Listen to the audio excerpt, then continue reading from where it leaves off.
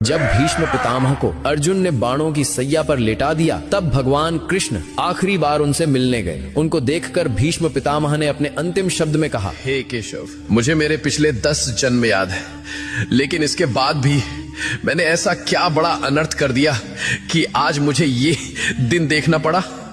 पिछले 10 जन्म में मैंने तो कोई पाप नहीं किया, तो फिर मुझे ये बाणों की सैया क्यों मिली? ये बाणों की सैया अब मुझसे सही नहीं जाती। मुझे मेरे सवाल का जवाब दो केशव।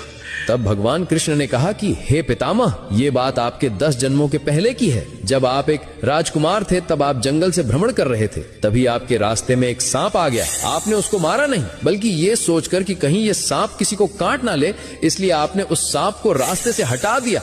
लेकिन गलती से बेचारा सांप कांटों के झाड़ में फंस गया। वो जितनी बार निकलने की कोशिश करता, वो उतना ही कांटों में और ज्यादा फंस जाता था। कई दिनों तक वो सांप उन कांटों में फंसा रहा और भगवान से प्रार्थना करता रहा कि हे प्रभु, इससे अच्छा तो मुझे मार ही देते। प्रभु, जिसने भी मेरे साथ ऐसा किया है, उसके साथ भी ऐसा ही करना।